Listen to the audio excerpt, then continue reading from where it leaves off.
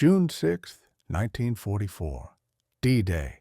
156,000 Allied soldiers stormed the beaches of Normandy, France, the largest amphibious invasion in history. Blood, fire, chaos. But here's what most people don't know. The Germans are waiting in the wrong place. 15 entire divisions, hundreds of tanks, thousands of soldiers, all sitting 200 miles away at Pas-de-Calais, waiting for an invasion that will never come. Why? Because one man convinced them the real invasion was happening somewhere else.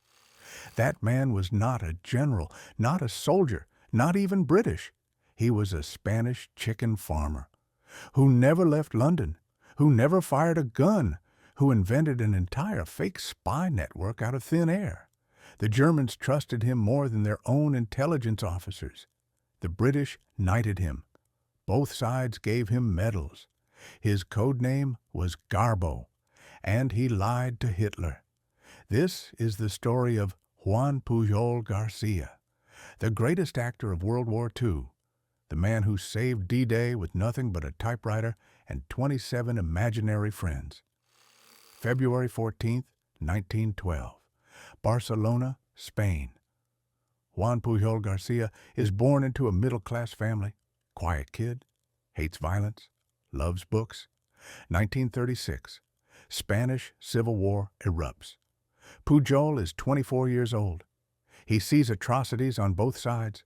Fascists murdering civilians, communists executing priests.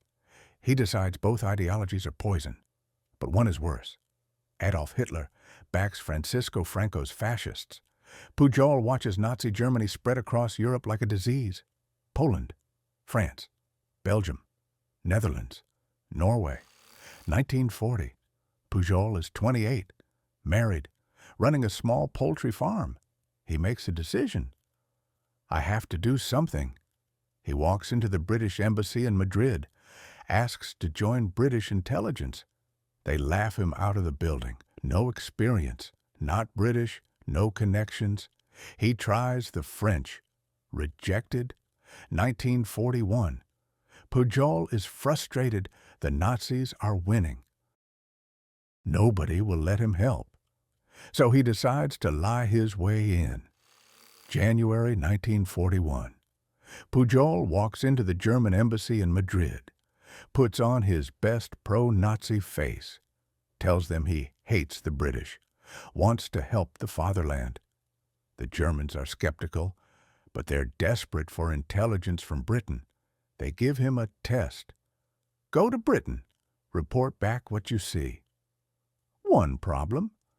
Pujol doesn't have a British visa. Can't get into Britain. The border is locked down because of the war. But he already told the Germans he'd go. So Pujol makes the most audacious decision of his life. I'll pretend I'm in Britain, from Lisbon.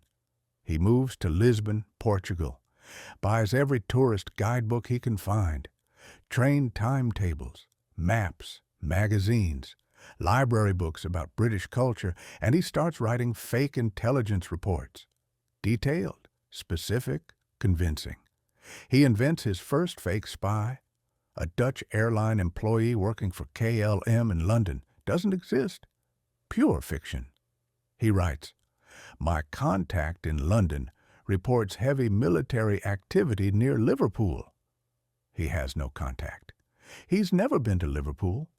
He's reading this from a guidebook in a Lisbon cafe. He mails the letter to his German handler. The Germans believe him. They pay him, give him a code name, Arabel. And just like that, Juan Pujol Garcia becomes a Nazi spy. Except he's not. 1941 to 1942. Pujol is in Lisbon, sending letter after letter to German intelligence. He invents more agents. A British soldier stationed in Scotland, a Welsh fascist, a Venezuelan student in Glasgow. He gives them names, personalities, backstories.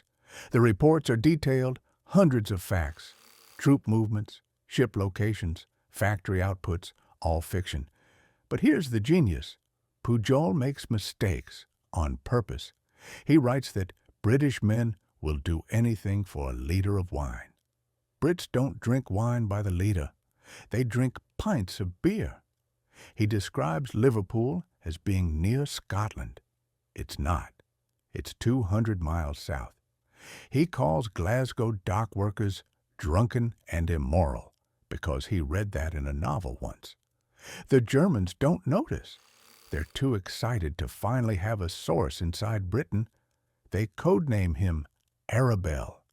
German intelligence calls him our most valuable agent. But in London, someone is paying attention. Mid-1942, British intelligence, MI5, government code and cipher school at Bletchley Park. They're intercepting and decoding German messages. They keep seeing references to an agent called Arabel, operating in Britain, sending detailed reports to Berlin. MI5 checks their records. No known German agent by that name. No leaks matching the intelligence Arabel is reporting. Then they realize Arabel's reports are wrong, completely wrong.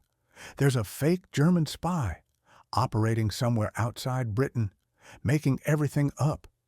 MI5 officer reads the decoded letters, laughs, then stops laughing. Wait, if the Germans believe this idiot, we can use him. April 1942. MI5 tracks Pujol to Lisbon, sends an officer to meet him. The officer sits down, looks at Pujol. You're either insane or a genius. We haven't decided which, but you're coming to London. April 1942. Juan Pujol Garcia arrives in London. For real this time. MI5 assigns him a handler, Tomas Harris. British art dealer, fluent in Spanish, sharp, meticulous. Harris sits down with Pujol. Here's the deal. You keep writing to the Germans, but now we control what you say. You're a double agent. Codename Garbo. Why Garbo? Because Greta Garbo was the greatest actress in the world, and Pujol was about to give the performance of his life. Pujol and Harris get to work. They expand the fake spy network. What started as 3 imaginary agents becomes 27. 27 fictional people with names, jobs, families, grudges, secrets. Agent 1, a Portuguese businessman in London. Agent 2, the original fake KLM employee. Agent 3, the Venezuelan student in Glasgow. Pujol later kills him off in the story. Writes to the Germans, Agent 3 has died of illness. The Germans send condolences and money for the funeral. Agent 4, a fascist Welshman who hates the British government. Agent 7, an ex-seaman in Swansea, South Wales. Agent 74, a sub-agent. An Indian poet living in Brighton, yes. Sub-agents of sub-agents. Pujol writes 315 letters over the next 3 years. Thousands of details. Locations, dates, names, ship movements, factory production numbers. Most of it is lies. But here's the trick. Occasionally, Pujol reports real intelligence, approved by MI5. Information the British don't mind the Germans knowing. Old news, irrelevant details. Why? To build trust. If Pujol's intelligence is right 10% of the time, the Germans believe the other 90%. And it works. The Germans promote Arabel, pay him thousands of pounds. Real money. The British let Pujol keep it. German intelligence chief writes in a memo, Arabel is our best source in Britain, absolutely reliable. By 1943, the Germans trust Juan Pujol Garcia more than their own reconnaissance planes. And that's when MI5 realizes they have the perfect weapon. 1943. The Allies are planning the invasion of Europe. Operation Overlord, D-Day, the target, Normandy. France. But the Germans know an invasion is coming. They just don't know where. There are two likely spots: Normandy, longer route, less defended; Pas-de-Calais, shortest route across the English Channel, heavily fortified. The Germans think it's going to be Pas-de-Calais. That's their best guess. The Allies need to keep them thinking that. Enter Operation Fortitude, the deception plan. The Allies create a fake army in southeast England, FUSAG, 1st United States Army Group, commanded by General George Patton, fake radio traffic, inflatable tanks, dummy aircraft, wooden ships, all visible to German reconnaissance. The message: the invasion is coming at Pas-de-Calais. But the Germans need confirmation. They need a human source. They need Garbo. MI5 and Pujol go to work. Garbo's agents start reporting massive troop buildups in Kent, southeast England, across from Pas-de-Calais. Agent 4 reports seeing Patton in Dover. Agent 7 reports convoys of trucks heading toward the coast. Agent 2 reports hearing soldiers talking about the big push at Calais. The Germans read every word, and they believe it. They move divisions toward Pas-de-Calais, reinforce the Atlantic Wall, wait for the invasion. June 6, 1944, 6:30 a.m. The Allies land at Normandy. German High Command is stunned. Normandy? That's not where Arabel said the invasion would be. But here's where Garbo earns his place in history. June 9th, 1944, D+3. 3 days after the landings, Garbo sends an urgent message to his German handlers. 3 a.m. London time, middle of the night. He writes, "Urgent. My agents have just uncovered the real Allied plan. Normandy is a diversion. Repeat, Normandy is a diversion. The real invasion is still coming, Pas-de-Calais. Within days, they are trying to draw your forces away from the real target. Do not move your troops." He includes detailed fake intelligence, troop numbers, division names, landing schedules, all fiction. The message goes straight to Berlin, to Adolf Hitler's desk. Hitler reads it, and he believes it. June 9th, 1944. Hitler issues orders. Hold the 15th Army at Pas-de-Calais. Do not send reinforcements to Normandy. The real invasion is still coming. 15 divisions, hundreds of panzer tanks, tens of thousands of soldiers, all sitting at Pas-de-Calais, waiting for an invasion that will never come. Meanwhile, in Normandy, the Allies are fighting for every inch of beach. Omaha, Utah, Juno, Gold, Sword. Casualties are high, but the Germans are not sending reinforcements because they think Normandy is a diversion. 1 week passes, 2 weeks, 3 weeks. The German 15th Army does not move. By the time Hitler realizes Normandy is the real invasion, it's too late.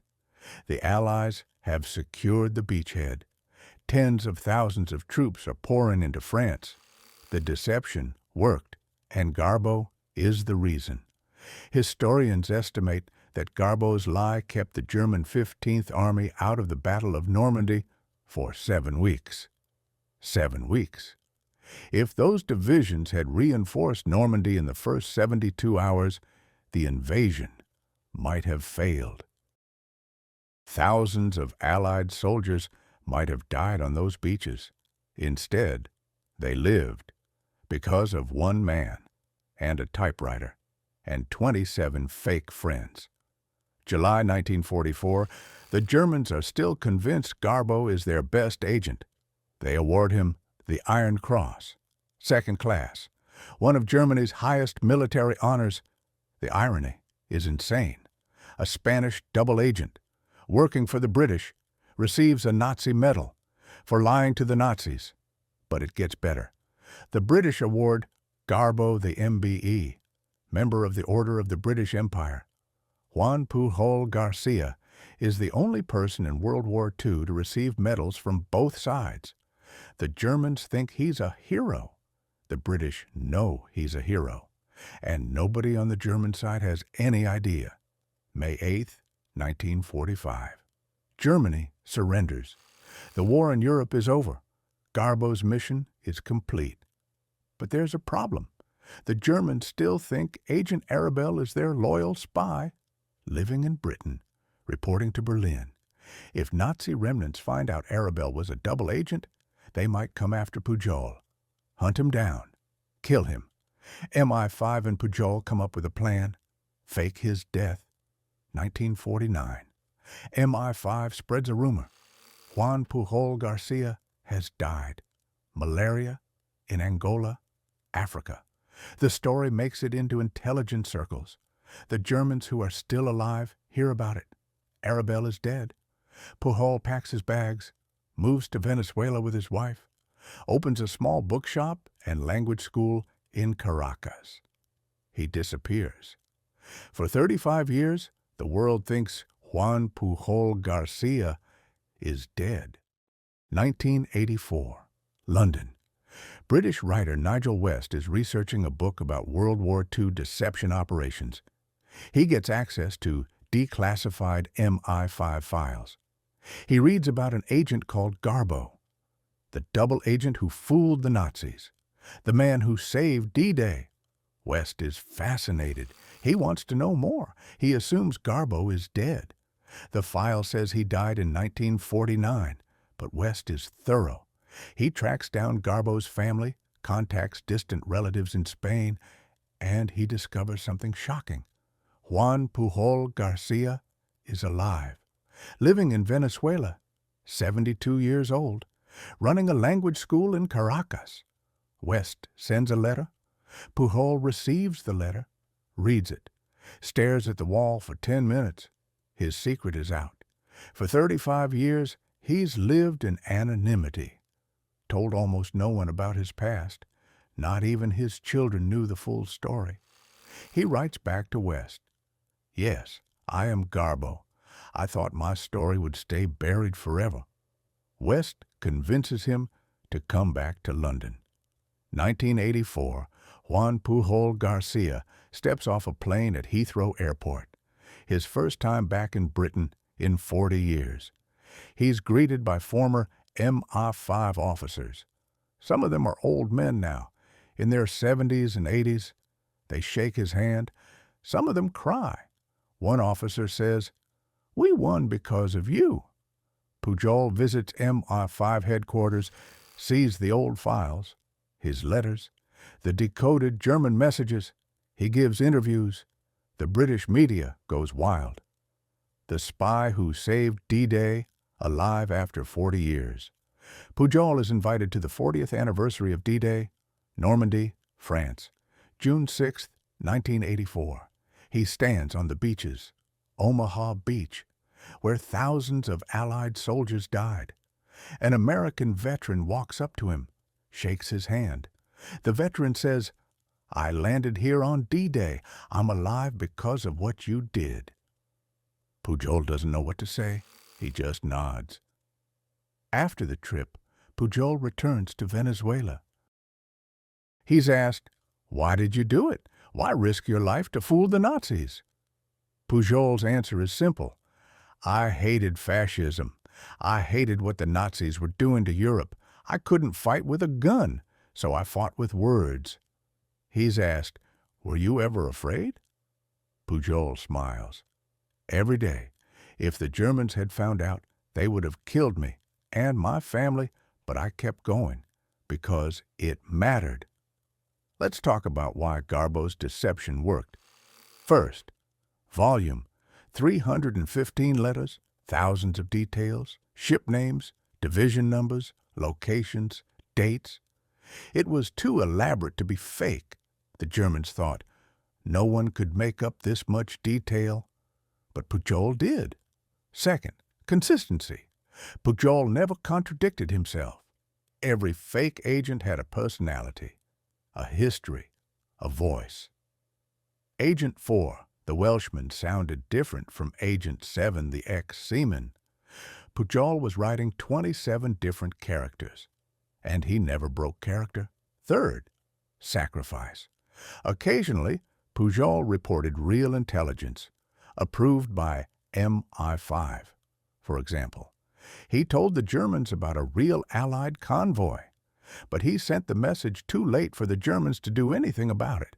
The convoy had already sailed, but the Germans thought, Arabel tried to warn us. He's loyal. We just didn't get the message in time. It built trust. Fourth, psychology. The Germans wanted to believe. They were desperate for good intelligence from Britain, desperate to know where the invasion was coming. When Garbo told them what they wanted to hear, Pas-de-Calais, they believed him. Confirmation bias. People believe what fits their expectations, and Garbo understood that. Historians have studied Garbo's impact. They estimate his deception kept 15 German divisions away from Normandy for 7 weeks.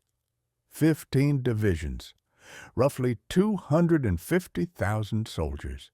If even half of those divisions had reinforced Normandy in the first week, the invasion might have failed. The Allies might have been pushed back into the sea. D-Day might have become the biggest military disaster in history. Instead, it succeeded, partly because of bombers and battleships and brave soldiers, and partly because of one man who sat in a London office and lied. October 10th, 1988.